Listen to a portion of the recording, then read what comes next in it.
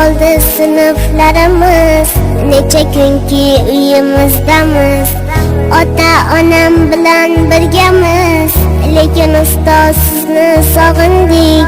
Asabingiz buzib dam-badam, sho'xlik qilib haddan olsak ham Alloh sizga berarkan chidam. Ustoz sizni juda sog'indik.